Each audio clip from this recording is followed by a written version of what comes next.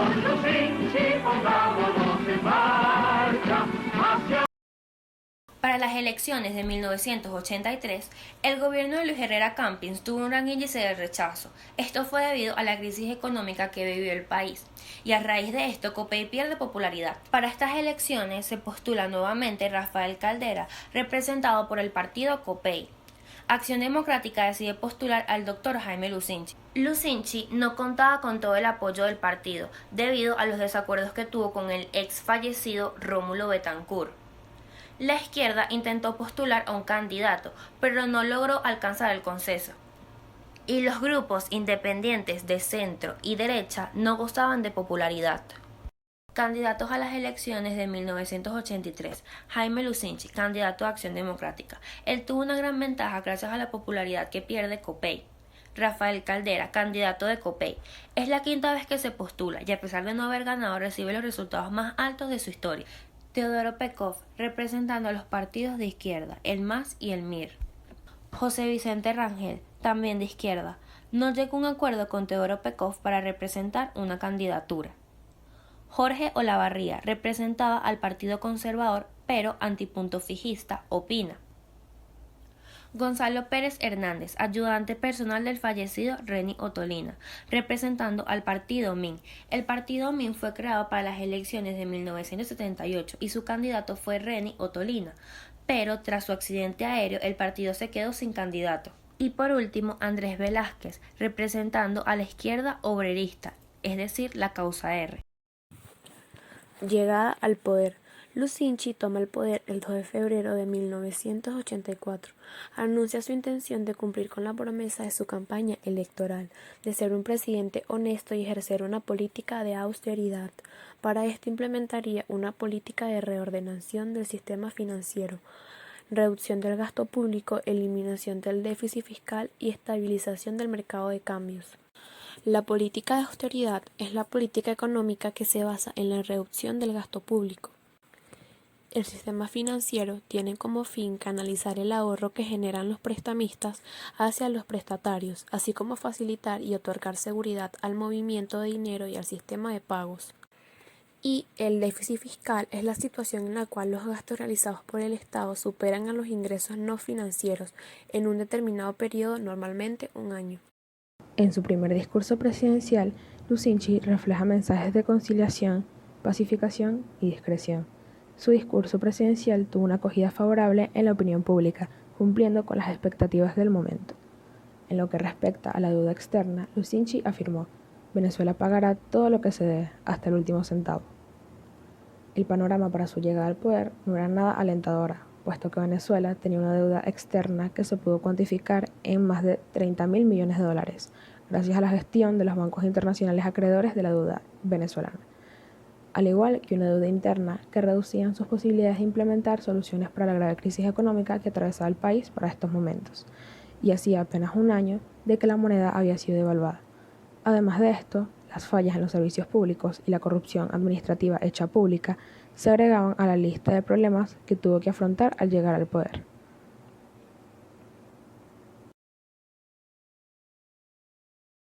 El Plan Séptimo de la Nación. El Plan Séptimo de la Nación del periodo de Jaime Lucinchi tuvo un objetivo central, el cual fue dinamizar el crecimiento económico y profundizar la democracia en su dimensión política y económica e ir incorporando a grandes sectores de la población. Aumento del déficit fiscal con fines electorales. Lo que hizo Lucinchi fue que aumentó el sueldo de los funcionarios públicos, construyó varios hospitales por todo el país, es decir, aumenta los gastos del Estado, ingresa menos, por lo tanto hay un déficit, y todo esto lo hace para obtener más oportunidad de votos en las próximas elecciones. El proteccionismo y el clientelismo. El proteccionismo es lo contrario al libre mercado, es decir, busca realzar lo nacional a costa de favorecer lo que venga de afuera, buscando que haya más exportaciones que importaciones y el país sea autosustentable y autoproductivo. El clientelismo favorece a una persona o ente a costa de cierto beneficio. Disminución de las reservas internacionales. Este punto va ligado con el aumento del déficit fiscal. Lo que hace Lucinchi para financiar el gasto y equilibrar las cuentas es que saca de las reservas internacionales, y esto lo que hace es que haya una inflación. Sin embargo, la inflación para esta época era muy baja. El milagro agrícola. Al inicio del siglo XX, en la dictadura de Juan Vicente Gómez, empieza el boom del petróleo, y aquí empezó a entrar una serie muy importante de dinero, pero los gobiernos nunca tuvieron la prioridad de diversificar la economía, y la economía poco a poco se fue centrando en el petróleo, y todo lo demás quedó en el abandono. Respecto al milagro agrícola, era que Lucinchi quería diversificar la economía, que la agricultura volviera a crecer en comparación a aquella época. Estado paternalista va relacionado con el aumento del gasto. Estado paternalista lo podemos relacionar con la frase papá Estado. Jaime Lucinchi quiso aplicar esto con fines electorales para mantener al pueblo feliz. Es decir, papá Estado te da todo, te sube la pensión, te sube el sueldo, te da un carro, una casa y a cambio de ello mantiene al pueblo satisfecho. El sistema de cambio diferencial. Antes del gobierno de Lucinchi vino el de Luis Herrera Campins. En ese gobierno ocurrió algo llamado Viernes Negro, que fue una devaluación tremenda de la moneda, y eso obligó al gobierno a aplicar un control cambiario, que el gobierno iba a fijar por ley el precio de las divisas, en este caso el dólar. Aumento del riesgo país. Esto se refiere a que Jaime Lucinchi quería evitar que se fuese aumentando el riesgo que tenía Venezuela frente a las operaciones financieras internacionales. Problemas que debían ser solucionados con este plan. Déficit presentes en el sector público, estancamiento de la economía, déficit de vivienda, el desarrollo y la seguridad fronteriza, la concentración de la población en las ciudades industrializadas, desajustes económicos iniciales debido a la sobrevaluación de la moneda, desempleo debido a la recepción económica, la educación, la seguridad pública interna y el transporte, la ineficiencia en la administración pública, presiones inflacionarias, deficiencia en el sistema de salud, marginalidad social y la desigualdad de los ingresos de la población. Ley habilitante del 22 de junio de 1984, compuesto por 4 artículos para cumplir con el séptimo Plan de la Nación, presentado por Lucinchi el 24 de febrero, donde se plantea la estrategia de la construcción de un nuevo pacto social y de la reforma del Estado. Acción Democrática apoyaba esta ley, COPEI designó una comisión para estudiar el proyecto, y los partidos MAS y MEP rectificaron que votarían en contra durante el debate parlamentario. Características de su gobierno. Insistió en la urgencia de una reforma integral del Estado para redimensionarlo y restituir su jerarquía. Esto quiere decir que él como que insistía mucho para que el país volviera a ser lo que era antes, ya que el país venía de una mala economía del gobierno de Luis Herrera Campins. Segunda característica, reiteró la necesidad del pacto social ofrecido durante su campaña electoral para sanar las heridas y alcanzar una distribución más equitativa de la riqueza. El pacto social, en pocas palabras, era la reconstrucción del Estado. Era como reiniciar el crecimiento económico y acelerar el desarrollo social. Tercera característica, un grupo de profesionales de diferentes regiones del país elaboran el proyecto económico social que Lucinchi presentaría como un programa de gobierno. Dicho programa hablaría sobre la necesidad de integrar a representantes de los trabajadores, a los mecánicos de dirección y control económico de los recursos públicos y garantizar el desarrollo del capitalismo del Estado. Esto, en pocas palabras, está inspirado en los planteamientos que viene haciendo la CTV sobre, como ya dije anteriormente, la necesidad de integrar a representantes de los trabajadores, a los mecanismos de dirección y el capitalismo del Estado. Y la cuarta característica, en cuanto a la política exterior, prometió una solidaridad como obligación hacia América Latina. Características de su gobierno. Se establecieron 4 tipos diferenciales de cambio. El dólar a 4,30 bolívares fijado por Campins se mantuvo vigente hasta diciembre de 1985. Se otorgó solo para el pago de cuotas de capital de las deudas externas, para los estudiantes en el exterior y ciertos alimentos y medicinas esenciales determinados por una resolución previa del Ministerio de Hacienda. El dólar a 6 bolívares se concedió para la compra y venta de divisas de los sectores petroleros y del hierro. El de 7,50 bolívares para las transacciones comerciales y financieras de los sectores públicos y privados. Para las actividades restantes, el dólar fluctuaría de acuerdo con la demanda. El Ministerio de Hacienda tiene como tarea dirigir la administración financiera del Estado. Se anunció la voluntad de devolverle autonomía financiera a la industria petrolera para asegurar sus inversiones y futuro desarrollo. El precio de la gasolina se fijó en 1,20 bolívares la alta y 0,80 bolívares la baja.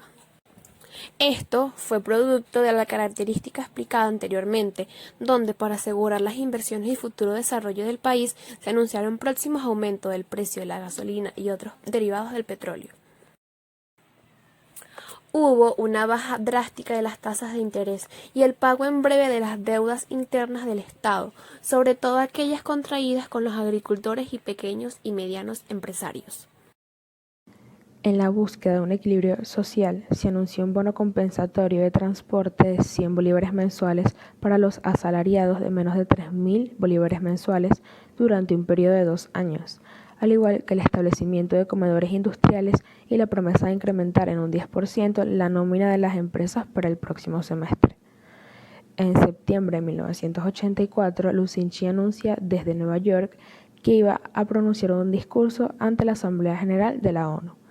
Un acuerdo con la banca internacional mediante el cual se establecían las bases para un convenio de financiamiento de la deuda externa, y a fines de noviembre el Ministerio de Cordiplan presentó al Congreso los lineamientos generales del séptimo Plan de la Nación.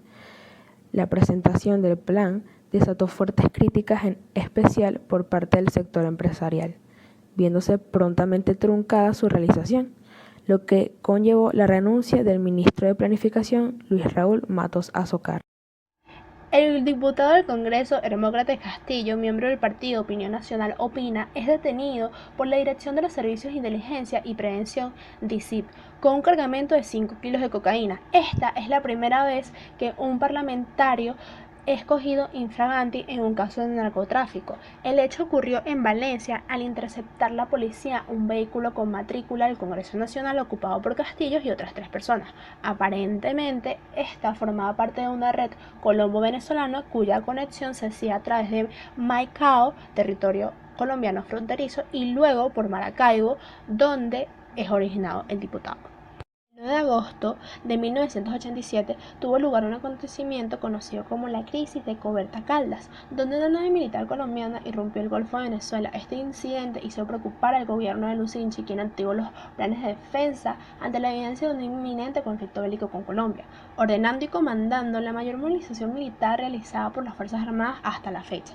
La crisis tuvo como disputa la soberanía del Golfo de Venezuela, porque no existía una delimitación entre ambos países. El ambiente estuvo tenso hasta que el gobierno de Lucinchi ordenó el 14 de agosto el cierre total de las fronteras terrestres con Colombia a todo tráfico y bienes, y el 18 de agosto el gobierno colombiano ordena retirar las cobertas del área del Golfo. El 26 de enero de 1985, el Papa Juan Pablo II llegó por primera vez a Venezuela, una visita que marcó históricamente los corazones de los venezolanos. San Juan Pablo II vino personalmente a invitar a los hijos de esta tierra a abrir las puertas del corazón al Señor. Este fue el 15º viaje apostólico y el 6º a tierra latinoamericana. Durante su visita pastoral por Venezuela, que duró 3 días, el Papa estuvo en Caracas, Maracaibo, Mérida y Ciudad Guayana. El 29 de enero, último día de su visita en el país, San Juan Pablo II celebró una emotiva Eucaristía en Ciudad Guayana.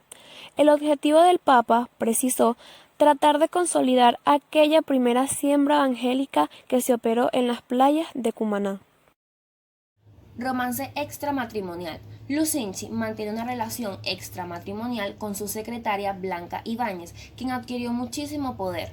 Tenía todo tipo de acceso a la presidencia, nombraba y destituía funcionarios, decidía sobre los beneficios de los contratos de las obras públicas y hasta seleccionaba los ascensos generales de las Fuerzas Armadas. Esta relación tuvo muchos comentarios, tanto de sus compañeros políticos como de periodistas. Obras públicas. La ruta del metro de Caracas, Caricuao, El Silencio, se inaugura. También tenemos la ampliación de la línea 1 con la inauguración del tramo Chacaíto-Los Dos Caminos y puesta en servicio de la totalidad de la línea 2. Construcción de la urbanización Juan Pablo II. Este conjunto urbanístico recibe el nombre de Juan Pablo II en honor a la visita del Papa en 1985. Se da inicio de la construcción de la carretera Oriente. Se inaugura la represa del río Turimiquire por el presidente Jaime Lucinchi el 1 de noviembre de 1988. El gobierno de Jaime Lucinchi finaliza con gran popularidad, siendo elegido como sucesor un representante de su mismo partido, algo nunca ocurrido en nuestra historia hasta este momento. Esta figura sería Carlos Andrés Pérez, que vendría a gobernar el país por segunda vez. Lucinchi se incorpora al Congreso como senador vitalicio por su condición de expresidente, según ordenamiento de la Constitución de 1961. En 1991 contrae matrimonio con su secretaria privada Blanca Ibáñez, después de un polémico divorcio con Gladys Castillo. En 1993, la Corte Suprema de Justicia da luz verde para el procesamiento del expresidente tras hallar indicios de corrupción. A raíz de esto, se traslada a Costa Rica y Miami, donde residiría una buena temporada. Durante su trayectoria política, recibió distinciones y reconocimientos académicos tales como el doctorado honoris causa de la Universidad de Bar-Lev de Israel en 1987 y de la Universidad de Houston y la Universidad de Guadalajara en 1983. Muere en la ciudad de Caracas a los 89 años de edad por una severa infección pulmonar.